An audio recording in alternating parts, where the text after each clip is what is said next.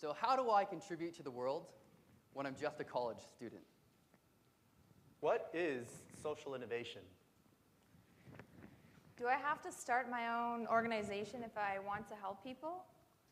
Can I work for a for-profit organization and help people at the same time? What organizations are already changing the world? Do I really need years of experience in order to make a difference?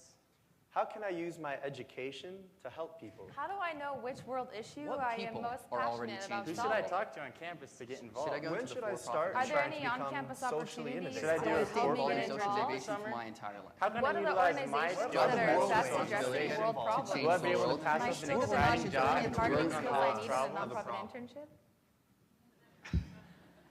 So where do we fit in the world of social innovation? For Christmas 2 years ago, my parents gave me a letter, $100, and a book on social entrepreneurship. In the letter, my parents told me to use the $100 to change the world. Well, I didn't know how to change the world, so the $100 became my bookmark.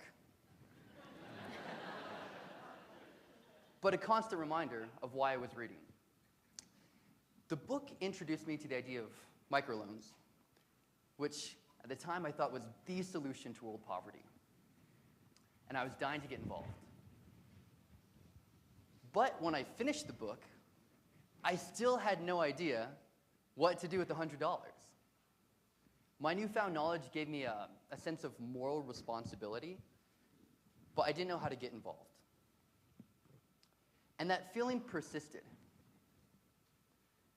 The thing that got me through was the simple fact that my parents had given me $100, earmarked to change the world.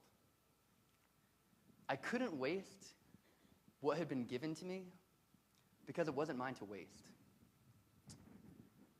And under that mentality, I began to ask myself, seriously for the first time, some questions. How do I give more than just money? What do I have to offer to the world? What can I do now to prepare myself to make a difference? And I began to move from asking, what are the problems in the world, to how do I get involved? So I first learned about human trafficking during my first year here at BYU. For those of you that don't know, human trafficking is the term used to describe modern slavery. As I sat at my computer one night, watching videos and reading the accounts of people who had been in full slavery, I felt an incredible urge. I could not help but get involved somehow, some way. I started looking around for local opportunities to do that, and I expected that I would find at least a few like-minded abolitionists just ready to put me to work. But instead, I found almost nothing. It was really discouraging. For a time, it looked like there's no real way that I could get involved, making an impact to end this issue that I cared about. But the feeling didn't go away, so I kept looking, and some things started to fall into place. I found some people who, though not necessarily interested in human trafficking specifically, did train me in the ways of social innovation. I ran into some friends who were interested in helping end human trafficking, or at least felt like they had nothing better to do. And I also got very involved with the clubs department at BYU, and with a lot of their help and encouragement, started the club to help end human trafficking here on campus. At first, it seemed like a dream come true. I could get my education while making an impact on this issue that I cared about, and I also found a lot of ways to integrate the things I was learning in my classes into the club. But it only took a few meetings for me to realize that I really didn't have a clue how to run a club, and it didn't take more than one ill-attended event for the other members to realize that we really didn't have a clue how to make any sort of real impact. So I no longer needed to ask the question of, how do I get involved? But I started finding that I needed to ask the question of, how do I do this the right way?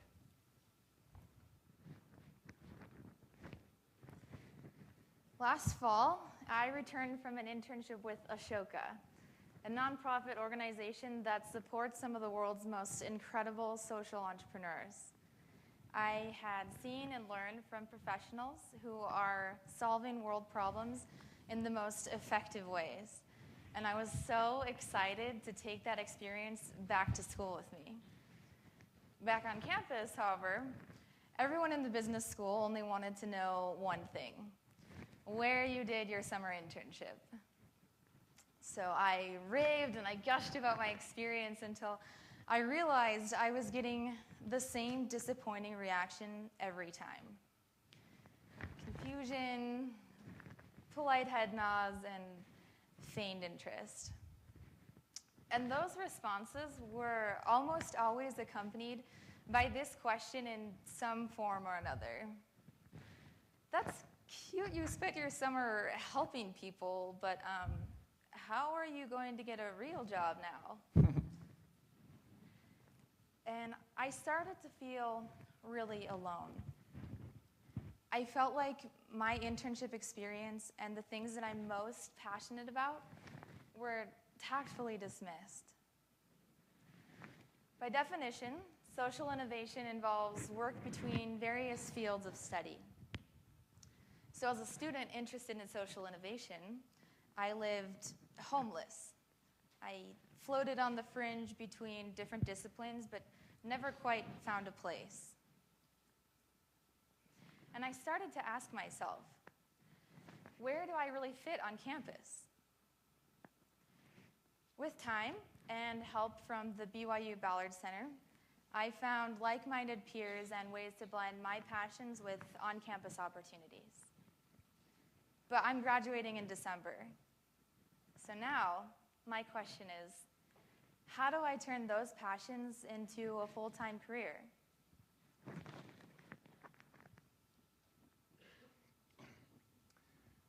I'm an accounting student and aspiring social innovator.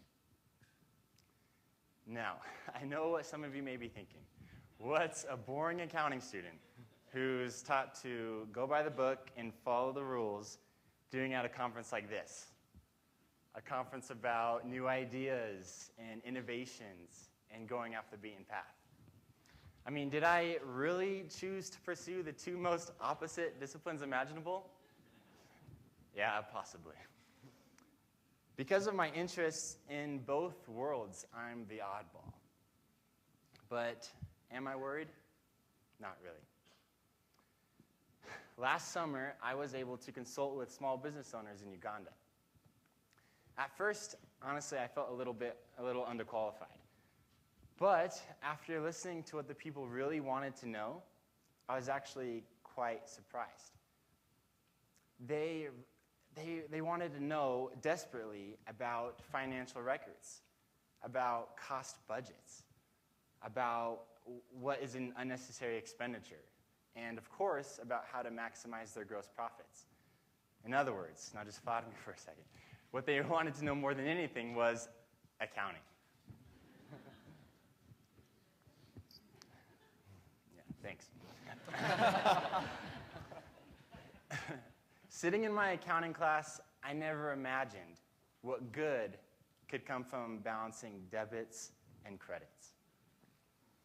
I never imagined that my good Ugandan friend Stephen, that he would actually thank me for making spreadsheets.